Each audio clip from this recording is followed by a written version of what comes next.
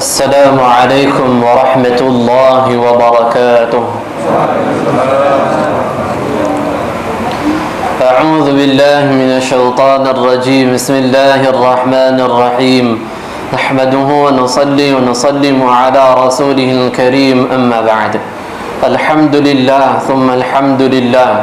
Bersyukur kepada Allah Subhanahu wa taala kerana dengan limpahan dan juga kurniaan dan juga kasih sayang daripada Allah Subhanahu wa taala terhadap diri kita sebagai hamba yang kesemuanya kita akur kita adalah hamba yang begitu banyaknya maksiat kepada Allah.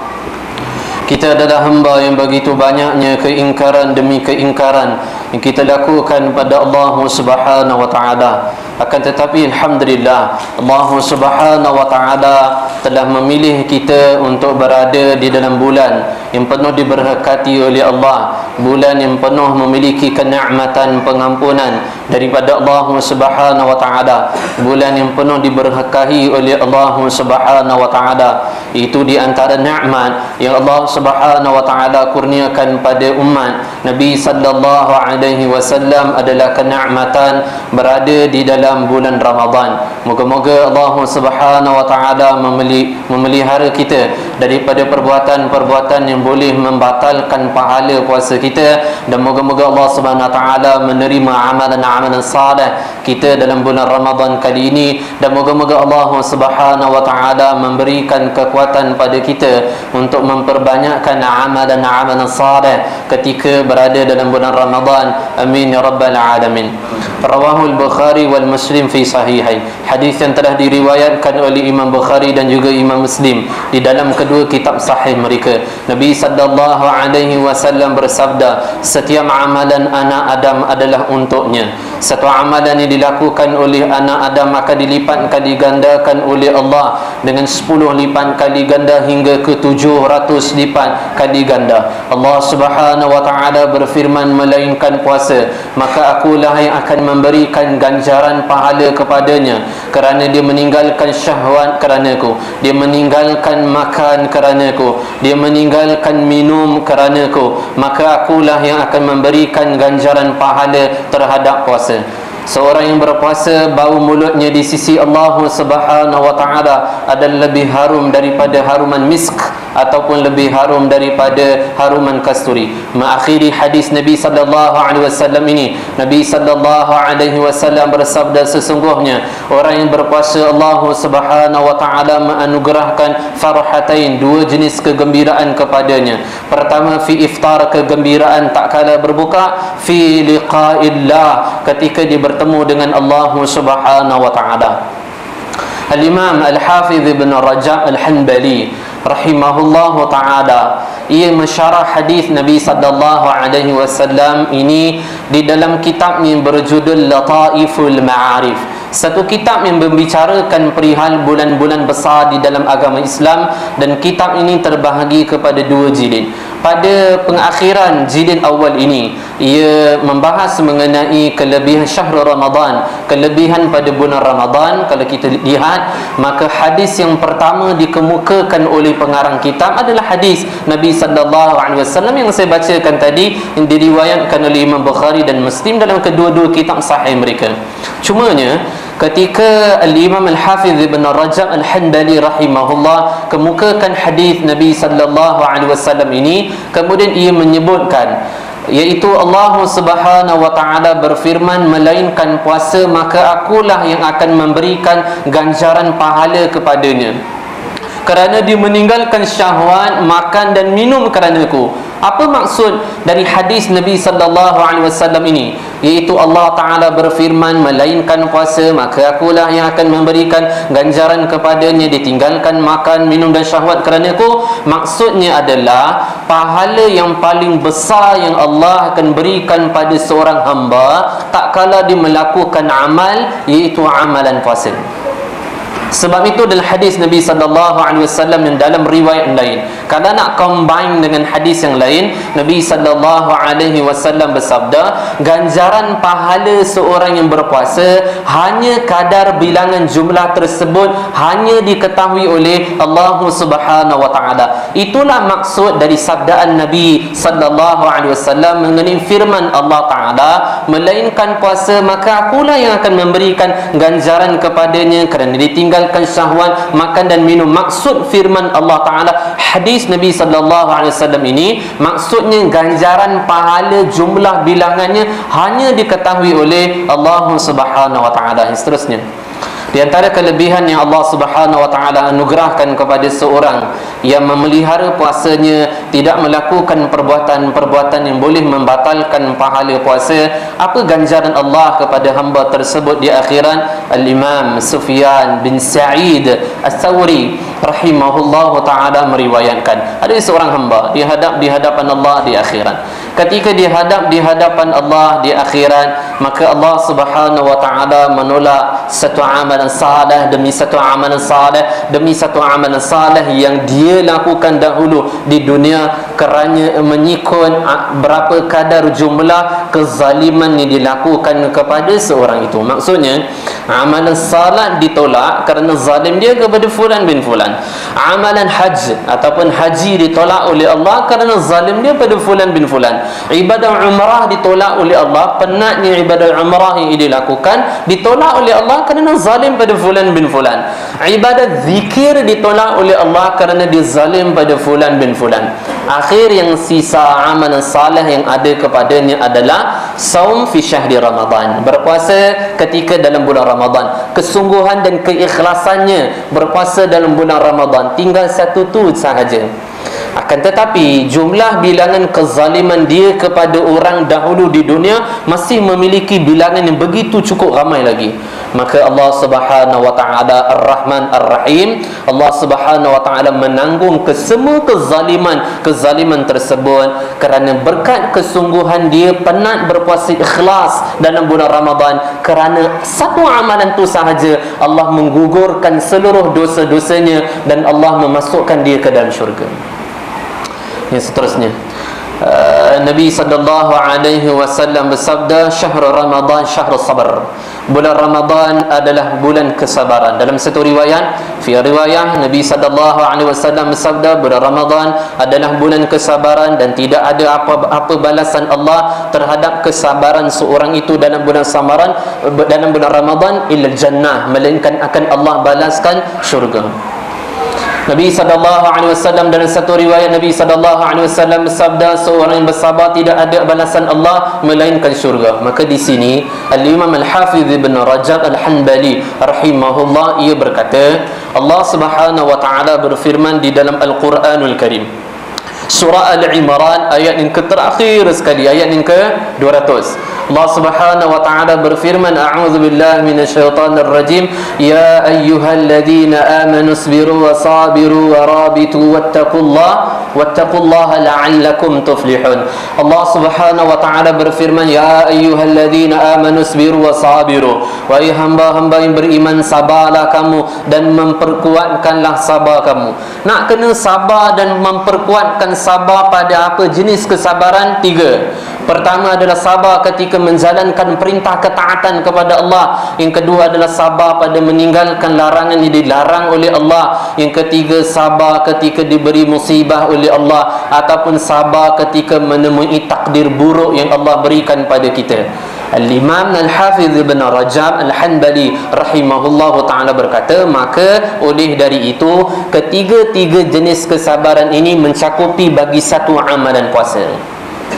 Sabar ketika menjalankan perintah ketaatan kepada Allah. Seorang yang berpuasa lesu badannya, seorang yang puasa tak larat badan dia, seorang yang berpuasa dalam keadaan keadaannya lemah, tapi dia tetap memiliki kewajipan untuk mendirikan salat.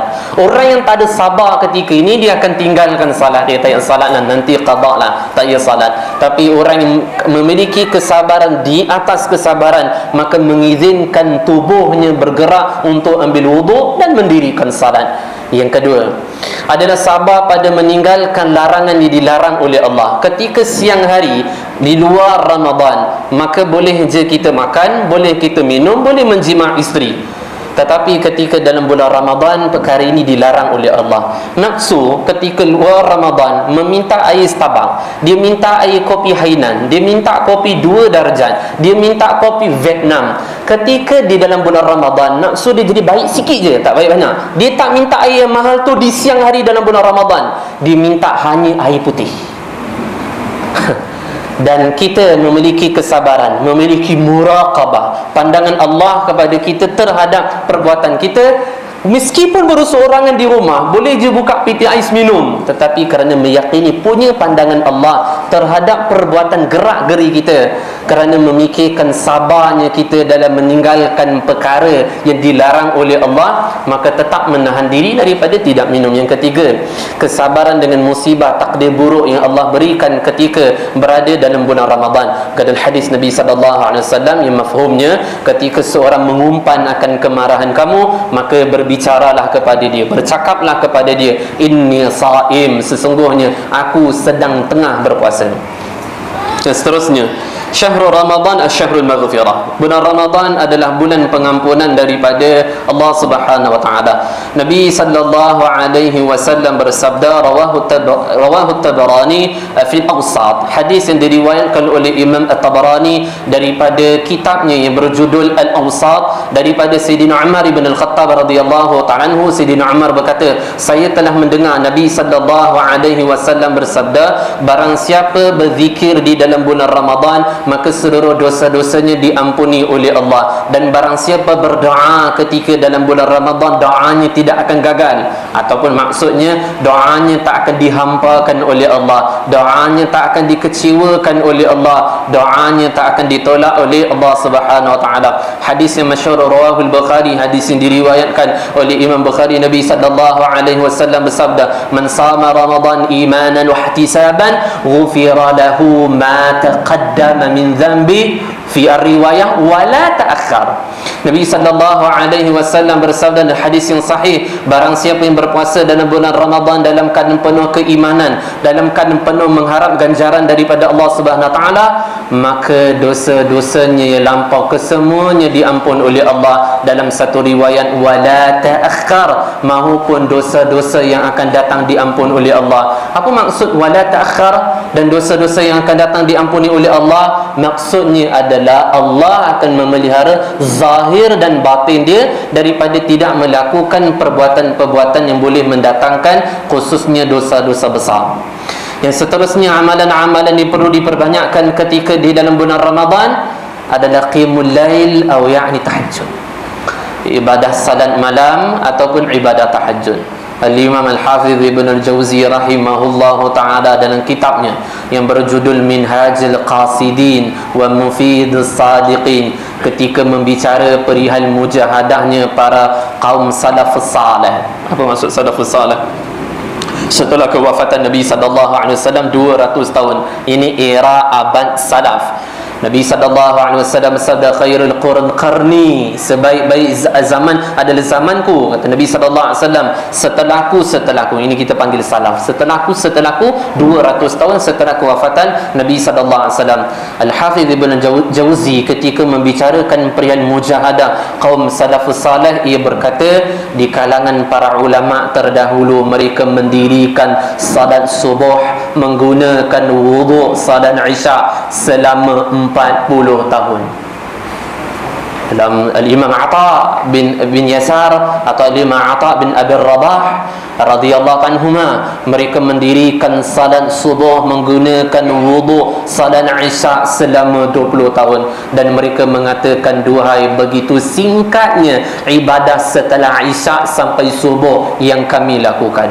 Kenapa singkat? Kerana asyik melakukan amalan saleh di waktu salat malam. Budak main PUBG, jangan kata budak, orang besar pun dia main PUBG 3-4 jam layan macam tak ada apa je. Dah dekat 3-4 jam lah, rasa macam 15 minit. Kenapa jadi gitu? Kerana begitu asyik di dalam perkara tersebut. Begitu gembira, seronok dalam perkara tersebut. Seronoknya ibadah seorang ketika mendirikan salat malam, dia akan rasa cepatnya masa malam berjalan.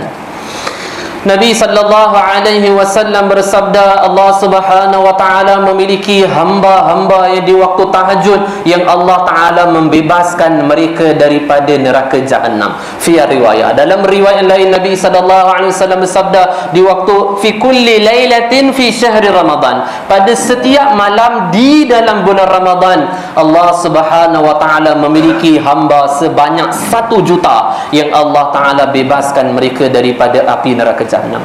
Alangkah untungnya, gembira kita termasuk itu. Moga-moga kita termasuk hamba-hamba yang diampuni oleh Allah, dibebaskan daripada neraka. Amin ya rabbal alamin.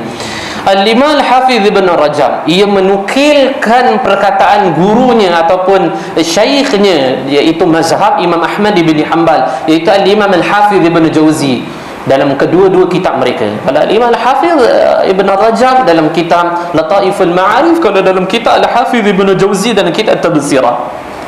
Al-Hafiz Ibn Jauzi mengatakan, andai kata kamu datang kepada ahli kubur dan kamu kata ahli kubur, berangan-anganlah kamu, berharaplah kamu, berangan-anganlah kamu, nescaya ahli kubur akan beritahu, kalaulah diizinkan oleh Allah, boleh terailah malam ni ke malam besok ke, pergi dekat ahli kubur, katanya ahli kubur berangan-anganlah, nescaya mereka akan beritahu aku berangan-angan supaya Allah Ta'ala hidupkan aku sesaat sahaja dalam bulan Ramadan. Ahli kubur tak minta 1 hari berada dalam bulan Ramadan, tak minta 10 malam terakhir, tak minta 15 hari berada dalam bulan Ramadan. Kata ahli kubur, memadailah bagiku hanya as-sa'ah, 1 saat fi hadzal fi yaum Ramadan, berada pada hari di dalam bulan Ramadan, fi syahr Ramadan. Maka yang mengetahui hakikat ganjaran pahala besar yang Allah berikan dalam bulan Ramadan, hakikatnya tahu siapa? Ahli kubur. Tapi mereka tak ada kesempatan lagi. Yang mengetahui kadar jumlah besar-besaran pengampunan Allah Ta'ala dalam bulan Ramadan, siapa yang tahu? Ahli kubur. Kita berada pada angan-angannya ahli kubur. Alhamdulillah, kita diberikan kesempatan oleh Allah. Maka moga-moga Allah Ta'ala sibukkan kita dengan amalan-amalan salih ketika berada dalam bulan Ramadan, sehingga Allah memberikan ganjaran pahala yang banyak, pengampunan yang besar-besaran Allah kurniakan pada kita. Amin ya rabbal alamin. Fi riwayah, dalam riwayat lain Nabi SAW bersabda, fi kulli lailatin fi syahri Ramadan, pada setiap malam di dalam bulan Ramadan, hamba-hamba yang melakukan ibadah dan doa ketika waktu malam, waktu tahajud, maka dia akan dikelilingi oleh para malaikat. Ketika saat dia berdoa, maka malaikat akan mengaminkan akan doanya. Dalam satu riwayat Nabi SAW bersabda, setiap malam di dalam bulan Ramadan Allah Ta'ala berfirman, ya ibadi, wahai hambaku, ada tak di kalangan kamu yang aku ingin mustajabkan doa kamu? Mintalah ketika waktu ini. Yang kedua, Allah Ta'ala beritahu, ya ibadi, wahai hambaku, ada tak di kalangan kamu yang ingin bertaubat dan aku akan terima taubatnya? Ada tak? Yang ketiga, ada tak di kalangan kamu yang ingin aku ampunkan dosa-dosanya? Maka mintalah ketika waktu ni. Kita buat macam tak ada dosa, kita tidur je. Nabi SAW bersabda, fil fajr, ketika terbit atau datangnya azan subuh, waktu subuh, maka seluruh para malaikat yang mengelilingi hamba-hamba Allah di seluruh dunia yang melakukan ibadah di waktu malam, mereka akan menuju ke langit. Sebelum mereka menuju ke langit, mereka akan kata, ya Jibril, apa balasan Allah kepada hamba-hamba yang kami keliling tadi itu, yang penat beramal? Apa yang Allah berikan pada mereka terhadap penatnya ibadah mereka di waktu malam? Jibril alaihissalam mengatakan, ya malaika, wahai malaikat, sesungguhnya tidaklah engkau tinggalkan mereka, melainkan Allah Subhanahu wa taala telah gugurkan seluruh dosa-dosa mereka. Allah membebaskan mereka daripada neraka dan akan Allah masukkan mereka ke dalam syurga, melainkan 4 orang ini tak dapat pengampunan Allah di dalam bulan Ramadan. Yang pertama adalah memutuskan silaturahim, yang kedua adalah mendurhakai kedua orang tuanya, yang ketiga adalah seorang yang begitu suka meminum arak, yang keempat adalah seorang yang tidak berbicara dengan saudara muslim lebih daripada 3 hari. Moga Allah Ta'ala pelihara kita daripada keempat-empat perbuatan ini. Amin ya rabbal alamin. Seterusnya, Amalan yang perlu diperhati dan perbanyakkan adalah amalan sedekah. Rawahu Tirmizi fi Sunan. Hadis yang diriwayatkan oleh Imam Tirmizi di dalam kitab Sunannya, bahwasanya seorang sahabat Nabi sallallahu alaihi wasallam menemui Nabi sallallahu alaihi wasallam. Cukup 20 minit lah. Tak cukup 20 minit, tak cukup. Tak apa. Seorang sahabat Nabi sallallahu alaihi wasallam, ia menemui Nabi sallallahu alaihi wasallam dan ia berkata, ya Rasulullah sallallahu alaihi wasallam, bilakah waktu terbaik untuk saya sedekah? Nabi sallallahu alaihi wasallam bersabda, afdalus sedekah fi syahri Ramadan. Seafdal-afdalnya kamu sedekah adalah ketika kamu menemui bulan Ramadan. Al-Imam Al-Hafiz Ibn Al-Jawzi dalam kitabnya Bustanul Wa'idhin wa Riyadus Sami'in, dalam satu riwayat ia menyebutkan bahawasanya ada seorang hamba ketika di hadapan mizan, timbangan dacing, kemudian dia melihat sesungguhnya timbangan dia di sebelah kiri begitu sangat memberat. Maksudnya dosanya banyak. Dosanya punya banyak, punya berat seperti apa? Riwayat menyebutkan seperti gunung-gunung yang ada di seluruh dunia. Kasirun minaz dzunub. Dosa yang begitu banyak. Maka apa hamba ni dibuat? Ditundukkan pandangan, dia kata, duhai celakalah diriku.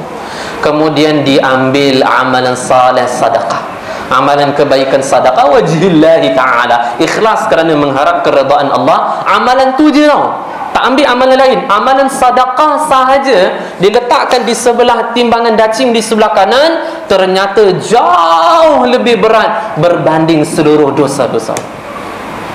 Maka ulama mengatakan, renung olehmu akan riwayat ini. Kalau seorang bersedekah di luar Ramadan, Allah memberikan ganjaran sebegini, bagaimana pula seorang sedekah ketika dia berada pada seafdal-afdalnya, sebaik-baiknya bulan untuk disedekah fi syahri Ramadan, ketika bulan Ramadan. Lagi dua lagi, sikit lagi. Dan seterusnya adab ketika membuka. Dia ada 10, tapi saya sebut satu je. Nak sebut 10, tapi takut lambat, satu je cukup. Daripada banyak 10, adab mana saya nak pilih? Satu ni je lah. Berbuka bersama dengan fuqara wal masakin. Berbuka bersama dengan fakir dan miskin. Ya, kita buka dengan YB, kita buka dengan datuk, kita buka dengan bos kita, kita buka puasa dengan orang-orang kaya, kita buka dengan businessman, tapi jangan lupa fuqara wal masakin. Sayyidina Abdullah bin Umar bin Al-Khattab radhiyallahu anhuma, like father like son, Abdullah. Sayyidina Umar ada 3 putera, Abdullah, Ubaid, Asim. Asim akan nikah dengan seorang wanita tu, dalam satu riwayat tuan-tuan pun bisa dengar, nanti lahir zuriat Umar bin Abdul Aziz. So lahirnya zuriat Umar bin Abdul Aziz daripada baka mana? Umar Al-Khattab, yang putaranya bernama Asim, yang ketiga adalah putaranya yang bernama Ubaidullah radhiyallahu taala anhum ajma'in. Sayyidina Abdullah bin Umar punya satu amalan yang terbaik. Ia ketika keluar daripada rumah, ketika balik daripada rumah, akan ada fakir miskin di kaki lima. Kesemuanya ia akan ajak pergi di rumahnya makan bersama. Yang di Indonesia panggil bareng-bareng, makan bersama. Fi kullil yaum, pada setiap hari. Pada setiap hari ia akan lakukan begini. So balik daripada satu urusan di luar, jihad ke peperangan, apa urusan lah, salat berjemaah balik, kalau nak pergi rumah tu panggil orang miskin semua makan sekali di rumahnya. Pada satu hari isterinya yang bernama Safiyah radhiyallahu anha pergi pada kaki lima tersebut, tapau makan, bungkus makan, berikan semua pada fakir miskin. Dan ia berkata, andai kata Abdullah, suamiku mengajakkan semuanya kamu ke rumahku untuk makan sekali, jangan penuhi ajakannya tersebut, kata aku dah berikan bungkus makanan ini. Tayyib, na'am. Kemudian Abdullah bin Umar balik, kemudian mengatakan, ya fuqara wa masakin, fakir miskin, jumlah kesemuanya kita menuju pada rumahku, makan macam biasa. Mereka mengatakan, Asif, mohon maaf kerana isteri kau Safiyah telah memberikan makan dan kata jangan penuhi ajakan apa yang kamu ajak untuk pergi makan di rumah. Ini tak takut bini ni. Abdullah bin Umar masuk rumah, marah. Dia marah dan ia kata, wahai isteriku, apakah engkau hendak melihat aku ini tidak makan satu hari ini? Kerana aku tidak akan makan melainkan duduk bersama dengan fakir miskin. Mana amalan kita ni? Nabi SAW berdoa wa hubbal masakin, ya Allah jadikanlah hatiku mencintai orang-orang miskin. Okey, saya tak boleh sebutlah 9 lagi. Yang seterusnya terakhir, hikmah Allah Ta'ala mewajibkan kita puasa 30 hari. Boleh 2 poin, boleh. Itu pun ada 10, kita sebut 2. Pertama, kenapa Allah Ta'ala mewajibkan kita puasa 30 hari? Kerana Allah begitu menyayangi orang miskin. Allah nak rasakan orang kaya tu lapar macam mana. Padahal puasa tu subuh sampai maghrib. Maka Allah Subhanahu wa ta'ala nak bagi faham orang kaya yang cukup makan sebelum daripada bulan Ramadan dan selepas bulan Ramadan, bagaimana keadaan orang miskin yang berhari-hari tak makan. Kita tak boleh makan daripada subuh sampai maghrib. Bagaimana orang miskin berhari-hari tak makan? Dan Allah Subhanahu wa ta'ala ingin menumbuhkan pada hati orang-orang kaya ada tumbuhan hati yang rasa syukur dan memotivasikan diri mereka mendekati orang-orang miskin. Di antara hikmah, tahu kenapa? Kita sebut 3 Yang seterusnya, yang kedua adalah supaya memfahamkan kita bagaimana ahli neraka yang tak ada makan, tak ada minum. Kerana kita punya perbuatan maksiat yang kita lakukan tak diampuni oleh Allah. Allah rendam kita ratusan ribuan tahun dalam neraka, tak ada makan, tak ada minum. Berarti Allah nak suruh kita renung 30 hari. Kalau maksiat yang kita lakukan tak taubat lagi, masih buat lagi, kalau dihukum oleh Allah di akhirat dimasukkan dalam neraka, bagaimana ratusan ribuan tahun tak makan, tak minum. Yang ketiga, dua ni dalam kitab yang samalah, Al-Hafiz Ibn Rajab. Yang satu ni saya ambil dalam kitab lain, iaitu kitab Bustanul Wa'izin wa Riyadhus Sami'in, kerana Imam Al-Hafiz Ibn Jauzi, ia berkata, kenapa? Antara hikmahnya, kerana seorang hamba ketika melintas titian sirat, dia akan berhenti di sirat nanti, satu tempat sirat, selama 30 tahun. Barang siapa yang puasa 30 hari atau 29 hari lah, 30 hari dalam keadaan memelihara puasanya, maka ketika dia berhenti di sirat 30 tahun, berhentinya tersebut akan diamankan oleh Allah, akan dimudahkan oleh Allah, tidak digoyahkan oleh Allah sehingga jatuh di bawahnya kubaran neraka. Itu sajalah, ada banyak lagi, tapi sampai sini sahaja. Moga-moga pembahasan saya memberikan manfaat untuk saya, untuk tuan-tuan dan juga puan-puan semua. Amin. Moga-moga Allah Ta'ala terima puasa kita dan Allah Ta'ala husnul khatimahkan ke semua kematian kita. Amin ya rabbal alamin. Akhir kalam, yang baik itu datang dari Allah, salah silap kelemahan kekurangan datang daripada diri saya sendiri. Hakikatnya qadarihi khairihi syarrih min Allah Ta'ala. Hakikatnya segala sesuatu yang baik dan juga buruk kullu min indillah, kesemuanya hakikat datang daripada Allah Subhanahu wa ta'ala. Wallahu ta'ala a'lam bis-shawab wa ilaihi al-ma'ab. Assalamualaikum warahmatullahi wabarakatuh.